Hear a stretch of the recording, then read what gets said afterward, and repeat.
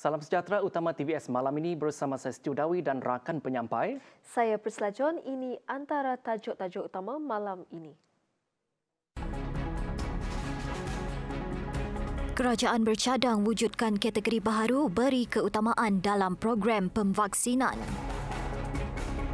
Sarawak catat angka tertinggi dengan 426 kes jangkitan, 45% daripadanya adalah dari depo tahanan imigresen Semuja. Aktiviti memerhati buaya dikenal pasti sebagai salah satu produk pelancongan di Semarahan. Penduduk di kawasan zon merah mungkin akan diberikan keutamaan untuk menerima vaksin COVID-19 yang melalui satu kategori atau fasa baru yang dicadang untuk diwujudkan. We should have what they call the red zone area like Sibu, Kapit, Bintulu. And those areas, we should have a new category, maybe call it phase 4 or what. Yeah, because phase 1 is frontliners. Phase 2 are high risk. Phase 3, the rest of you lah. Sementara itu, lebih 9,000 dos vaksin Sinovac akan diberikan kepada petugas barisan hadapan tanpa komorbiti dan berumur 60 tahun ke bawah. Kriteria tersebut ditetapkan oleh Kementerian Kesihatan untuk penerima vaksin Sinovac buat masa ini. Bagaimanapun pihak kerajaan telah memaklumkan kepada kementerian mengenai pilihan untuk jenama vaksin, tetapi polisi sedia ada boleh berubah dari semasa ke semasa. Strategi kerajaan negeri buat masa sekarang adalah mendapatkan sebanyak mungkin dos vaksin Pfizer-BioNTech untuk orang ramai selain berdepan cabaran menyimpan vaksin pada suhu 70 Celsius semasa membawa ke kawasan pedalaman. Later on, if we had options, because we are advised by Sarawak COVID vaccines advisory group headed by Dato' Toto Indru Q. If there are other better vaccines coming, be it June, July, then especially those in one shot, you only need to do it once instead of 3 weeks later you do it second time. Then we definitely, Sarawak government will definitely look into it. Bekalan vaksin di seluruh dunia dijangka meningkat dari bulan April hingga Jun sebelum boleh didapati dengan lebih meluas pada bulan Julai. 70% penduduk negeri perlu diberi vaksin yang bermaksud 99% daripada mereka yang berumur 18 tahun ke atas perlu disuntik. Kerajaan Sarawak masih yakin untuk memvaksinasi 2.2 juta orang di Sarawak pada bulan Ogos.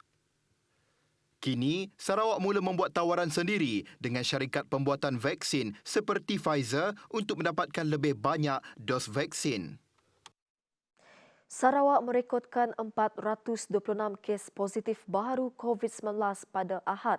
Ia merupakan kes harian tertinggi setakat ini dengan 2 kematian. 45% iaitu 191 daripadanya dikesan dari operasi penutupan dan pemeriksaan yang dilakukan di depo tahanan imigresen Semuja. Sejumlah 740 individu telah disaring. Kali kedua, 462 dah dapat positif. Tadi 191. Manakala 82 kekitangan imigresen, 194 kontak rapat adalah semua negatif after the second test. So, dia kekitangan kerja, 82 kekitangan orang kekitangan imigresen, maka mereka tidak dikuarantin lagi. Hanya 2 kes masih menunggu keputusan. Jumlah keseluruhan kes kini meningkat kepada 15,869 kes. Katanya lagi, dari awal Jawatan Kuasa Pengurusan Bencana Negeri JPBN Sarawak telah memberi nasihat kepada rakyat agar tidak berkumpul beramai-ramai di mana penjarakan fizikal tidak dapat diamalkan. Begitu juga dengan prosedur operasi standard SOP yang ditentukan untuk aktiviti sosial di mana jumlah tetamu yang berkumpul dihadkan supaya penjarakan fizikal dapat diamalkan. Kita berterima kasih kepada orang ramai yang telah mematuhi SOP ini. Malangnya ada segelintir rakyat Sarawak yang tidak mematuhi SOP yang telah ditetapkan. Oleh itu, sejak Januari 2021, kita telah menyaksikan peningkatan kes positif COVID-19 di Sarawak. Ini adalah disebabkan aktiviti sosial termasuk upacara pengkebumian, family gathering dan juga gotong royong. Sementara itu, kes kematian ke-102 melibatkan seorang lelaki warga tempatan berumur 77 tahun dan kes mempunyai komorbid penyakit darah tinggi, penyakit kencing manis dan dislipidemia. Kes kematian ke-103 pula melibatkan seorang lelaki tempatan berumur 63 tahun yang dimasukkan ke Hospital Sibu kerana mengalami gejala batuk dan masalah kesukaran bernafas. Dengan peratusan demografi populasinya yang terdiri daripada para pelajar universiti serta golongan profesional perkhidmatan awam dan swasta Kota Semerahan sememangnya berpotensi dibangunkan sebagai kota cyber.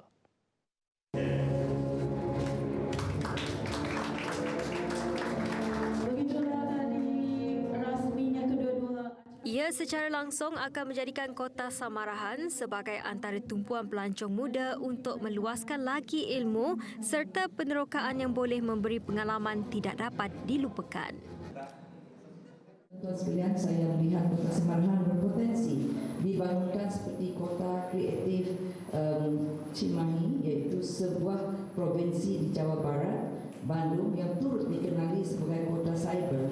Kota Cimahi berkonsepkan kepada kreativiti, inovasi dan teknologi digital sehingga ianya menjadi tren dan gaya hidup anak muda di sana.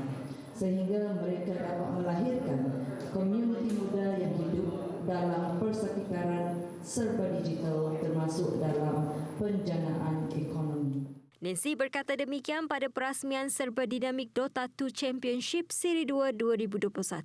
Dalam sektor pelancongan juga katanya, strategi memperkayakan pengalaman dan kepuasan pelancong turut menjadi salah satu daripada 6 teras dalam dasar pelancongan negara 2020 hingga 2030.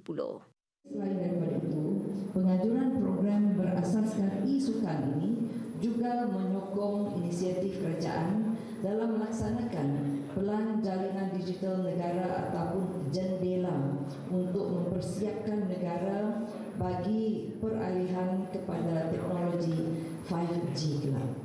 Kejohanan julung kalinya bagi musim pertama ini merupakan anjuran serba dinamik Grup Berhad dengan sokongan Kelab Sukan Elektronik Batang Sadong. Sebanyak 16 pasukan mengambil bahagian dalam kejohanan ini yang menawarkan hadiah tunai berjumlah RM5,000 kepada pemenangnya.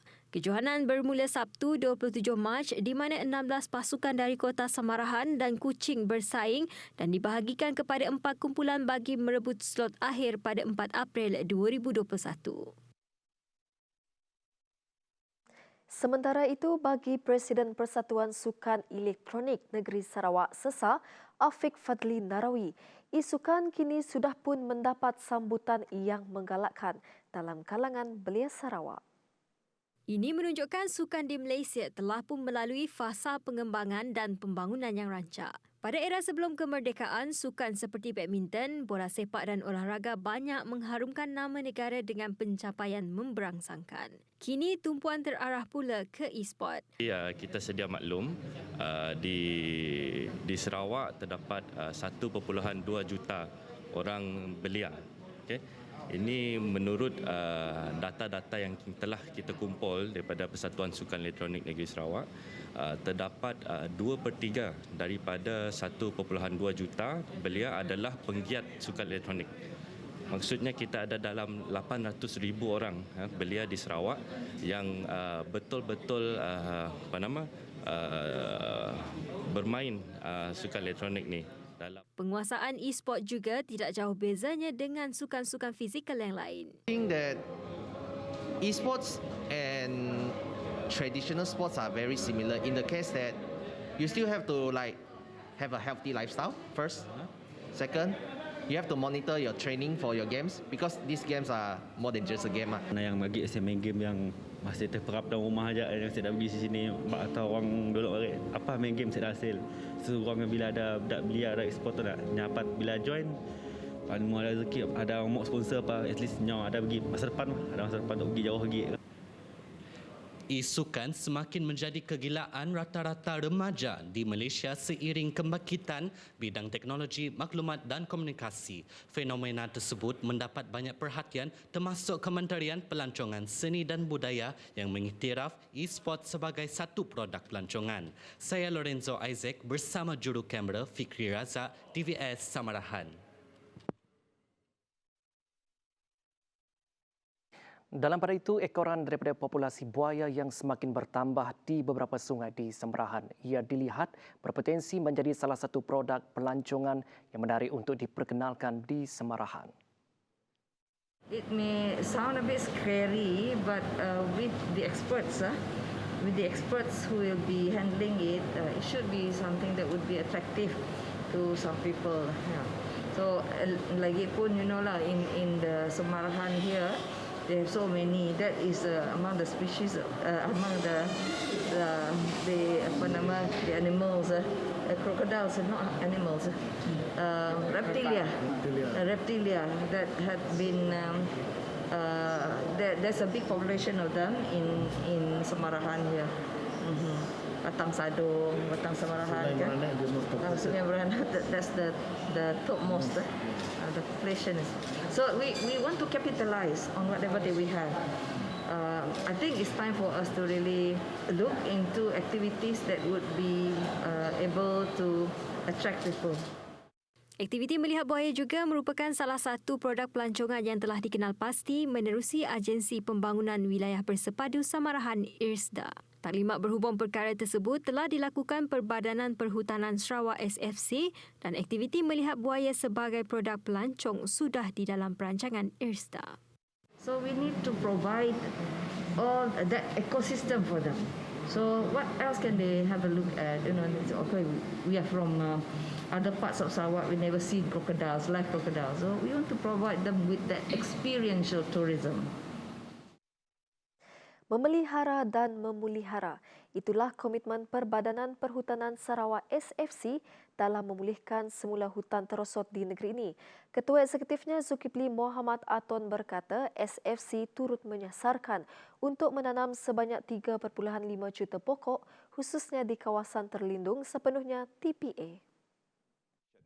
Di sini di Sarawak ni kita diberi tanggungjawab untuk seperti saya kata tadi to manage 66 totally protected areas. Kawasan terlindung sepenuhnya. 66. Salah yang terkenal sekali adalah Gunung Mulu National Park. Ada kalau di Kuching ni Bako National Park, Kuching Wetland, Semusam, Similajau, 66. Ada yang di laut tu. So dalam masa 10 tahun ni Sarawak Forestry target is about 3.5 million trees ditanam di dalam TPA ni. Beliau berkata demikian pada program Sejahtera Asia terbitan TVS pada Ahad. Katanya lagi, SFC juga akan meneruskan penanaman di Pusat Hidupan Liar dan Taman Negara Samusan Teluk Melano menjelang bulan puasa menerusi tapak padanan spesies. Alhamdulillah, semasa kita menanamkan di Samusam, success rate-nya adalah 80%. 80%? Ya. Oh. Jadi sebelum Hari Raya tu kelak, kami akan ada dua mula sisa lagi. Okay. Bukan Raya, sebelum bulan puasa. Sebelum puasa. Oh. Kami akan menanam lagi di Samusam kerana saya banyak tanah yang terosot. Kerana salah satu disebabkan oleh tanah runtuh, satu lagi encroachment, orang masuk dalam. So kita akan mengembalikan kepada yang sedia ada. Bagaimanapun, bagi tujuan itu, SFC katanya turut mengalami cabaran dalam mendapatkan anak benih, terutamanya untuk mendapatkan kadar peratusan yang berjaya ditanam dengan anak benih yang sesuai. We have to make sure that we planting the right species. So salah satu caranya, kita akan menggunakan, kita akan invite local people to help us untuk mencari anak benih. dan juga mereka ni akan menanamkan pokok tu dan kita memberi insentif. Ya. Kalau dia dah dapat anak benih, dia akan menanam, dia akan menjaga, kita akan beri dia insentif supaya dia ada ownership kepada pokok, anak-anak pokok yang nak ditanamkan.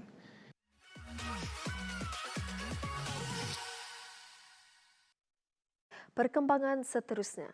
Brokoli dan kubis bunga yang ditanam di plot eksperimen di Pusat Penyelidikan Pertanian di Semenggok menunjukkan potensi besar. Demikian kata Timbalan Ketua Menteri Dato' Ahmad Douglas Sugambas sewaktu mengunjungi pusat terbabit untuk melihat secara dekat perkembangan tanaman di situ. Tanaman itu merupakan penemuan yang baik, malah hasilnya lebih baik daripada yang diimport dari negara China dan Australia kerana sifatnya yang lebih segar. Kerajaan turut berharap penemuan ini akan membuka mata sektor swasta agar mereka menunjukkan minat untuk menceburi dalam penanaman komersial kedua tanaman ini. Penghasilan tanaman keduanya dihasilkan menerusi sistem fertigasi benih dari Taiwan dan Jepun yang kemudian dituai selepas 75 ke 81 hari selepas disemai. Tanaman yang dilakukan dalam bangsal itu menggunakan teknologi bahan pelindung UV Merio Jepun serta diberi makanan tambahan organik mengikut jadual dan bebas racun perosak. Bahan pelindung UV Merio Jepun yang digunakan di bangsal itu membantu mengawal suhu dan membiarkan cahaya matahari yang mencukupi bagi tumbesaran kedua tanaman tersebut. Brokoli dan kubis bunga Sarawak ini juga menunjukkan toleransi yang tinggi terhadap haiwan perosak serta rendah jangkitan penyakit dalam cuaca dan persekitaran tanah di sini. Baik, pemasaran produk pertanian menerusi atas talian sudah pasti memudahkan semua pihak baik peniaga maupun pembeli. Atas tujuan itu, Lembaga Pemasaran Pertanian Persekutuan Farma Sarawak merancang untuk mewujudkan satu aplikasi mudah alih khas bagi meningkatkan jualan produk pertanian pencaja dan peniaga tempatan. Ia merupakan antara usaha Farma Sarawak untuk membantu peniaga tempatan meningkatkan jualan mereka di pasar tani. Perkara itu bagaimanapun masih dalam kajian dan peringkat perbincangan. Buat masa sekarang, orang ramai boleh membeli produk pertanian segar atau produk lain daripada kedai dalam talian di www.agrobazar.com.my. Pandemik COVID-19 juga telah mengubah cara bagaimana peniaga menjalankan perniagaan mereka, sehingga sebahagian daripada peniaga menggunakan platform media sosial seperti WhatsApp atau Facebook untuk mempromosikan dan memasarkan produk mereka. Kawasan Kejiranan Mesra KJM menjadi wadah terbaik untuk terus memupuk semangat kesukarelawan dalam kalangan warga kota. Menteri Muda di Jabatan Ketua Menteri Hal Ehwal Islam dan DBKU Datuk Dr. Abdul Rahman Junaidi berkata, di sebalik kesibukan warga kota dengan urusan seharian, KJM dapat membantu mereka untuk menyumbang kepada masyarakat. Saya pasti masa depan, semuanya tempoh 2 tahun atau 5 tahun akan datang, KJM yang dipimpin oleh kita semua bersama dengan DBKU amatlah cerah untuk kita semua. Nanti lepas 20 tahun maksudnya dah tiba masanya untuk kita menunjukkan KJM itu ke seantero tumpana, bukan hanya untuk diketahui oleh rakyat Kuching, tapi mendapat KJM itu diketahui oleh orang luar Kuching, malahan mendapat diketahui oleh rakan-rakan kita di negeri-negeri lain. Betapa hebatnya KJM yang dikeluarkan oleh Saudara Dasari dan betapa hebatnya Dewan Bandaraya Kuching. Rahman Junaidi berkata demikian pada Majlis Penutupan Bengkel Pemeriksaan Kejiranan Mesra 2021 pada Ahad. Seramai 47 orang pengerusi KJM menyertai bengkel tersebut. Tambah Rahman Junaidi, KJM juga berperanan membantu masyarakat untuk terus bekerjasama dengan Dewan Bandaraya Kuching Utara DBKU, terutama melibatkan pembangunan bandar. 120 petugas Barisan Harapan di Bintulu telah pun berjaya melengkapkan suntikan dos kedua vaksin COVID-19 Pfizer-BioNTech. Rata-rata berpuas hati serta menganggap pelaksanaan program imunisasi COVID-19 kebangsaan ini akan menambahkan keyakinan masing-masing dalam berkhidmat. Hari ini saya telah tamat untuk injeksi dos kedua dan saya sangat gembira dan lebih yakin sebagai frontliner. Dengan adanya kelengkapan dos ini menambah keyakinan untuk kita meneruskan perjuangan dalam kawalan wabak COVID kita dan kita berharap masyarakat di luar sana mengambil kesempatan apa yang kerajaan usahakan ini demi untuk kesihatan dan keselamatan dan juga kelangsungan hidup kita. Saya wakil daripada sukarelawan yang terdiri daripada pelbagai agensi, daripada Pejabat Daerah, Bintulu, BDA, NREB, Jabatan Akauntan Negara, Jabatan Pendidikan, Land and Survey. Kami seramai 37 orang sedia berkhidmat bersama dengan Kementerian Kesihatan Malaysia untuk sama-sama memerangi COVID-19. Sementara itu, wakil rakyat dan pemimpin tempatan di bahagian Bintulu terus menyeru masyarakat tampil mendaftar menerima vaksin COVID-19 sama ada menggunakan aplikasi MySejahtera atau secara manual di tempat-tempat yang telah disediakan. Dan hari ini saya mengambil vaksin yang kedua. Dan selepas mengambil vaksin yang kedua yang selama lebih kurang setengah jam sudah, saya tidak ada merasa apa-apa. Jadi oleh sebab itu saya mohon saudara-saudara saudari yang belum mengambil vaksin jangan takut. Jangan khawatir. Sebab vaksin ini adalah sangat penting untuk setiap rakyat. Pun memaklumkan, menyarankan kepada pihak pejabat daerah untuk mempergiatkan lagi usaha untuk membuat pendaftaran dan untuk convince mereka ni, terutama mereka yang masih lagi membuat keputusan. Ahli Dewan Undangan Negeri Samalaju, Majang Renggi, turut berkongsi pengalamannya setelah menerima dos kedua suntikan vaksin COVID-19 sambil menyeru masyarakat yang berumur 18 tahun ke atas untuk segera mendaftar sebagai penerima. Jadi dia tu sudah datai dos kedua tu, artinya kira ke berasai berani lagi datai ngagai pasan. Saban sudah 2 kali di vaksin. Nyalai nanti semua kita itu dah di vaksin magang di pelabak kaku. Kita nadai pengirau lagi mulai ngapang diri lebih lagi ke bala ke gawak perintah kita ke gawak buat surat kabar RTN pun nadai pengirau lebih kita mulai ngoraya lebih lagi lebih kita penyempulang pemasai rupes perintah nemuai ngabas kampung-kampung ke ngabas rumah panjai. Kerajaan wajar menimbang untuk membenarkan kemudahan kesihatan swasta membeli dan melaksanakan suntikan vaksin COVID-19 ke atas mereka yang mampu membayar segala kos sendiri yang bagi mempercepatkan pencapaian sasaran 80% penduduk Malaysia menerima imunisasi COVID-19.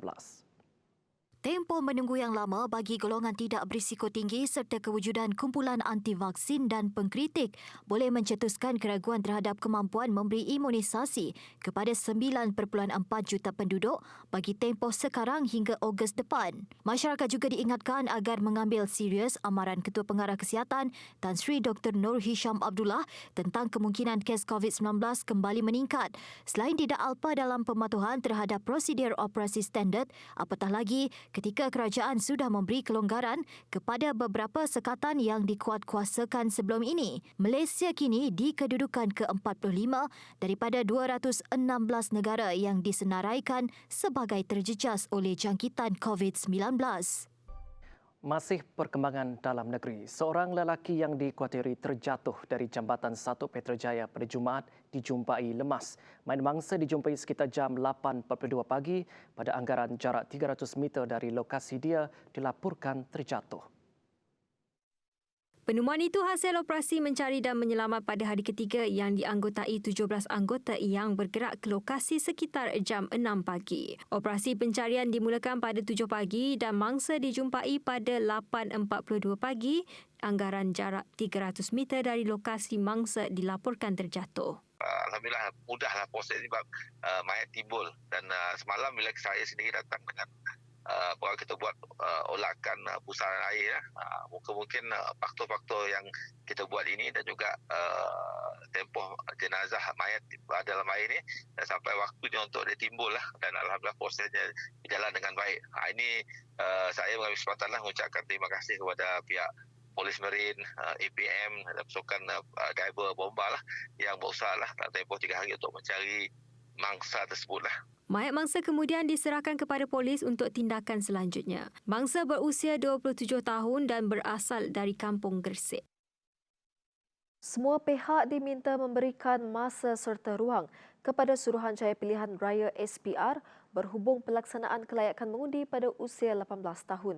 Pelbagai prosedur perlu dilalui sebelum perkara itu dapat dilaksanakan, termasuk melibatkan urusan dengan Jabatan Pendaftaran Negara JPN.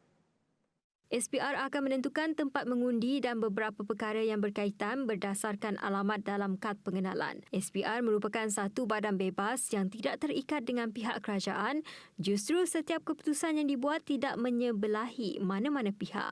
Ketika isu undi 18 mula dibangkitkan, pada masa itu tempoh mengundi masih jauh dan SPR mungkin menjangkakan mereka ada masa yang cukup untuk melaksanakan perkara tersebut. Khamis lepas, pengerusi SPR Datuk Abdul Ghani Saleh dilaporkan berkata, pendaftaran pemilih automatik dan kelayakan mengundi pada usia 18 tahun dijangka hanya mampu dilaksanakan selepas 1 September tahun depan. Kenyataan itu dipertikaikan oleh banyak pihak termasuk ada yang menganggap penangguhan berkenaan tidak munasabah.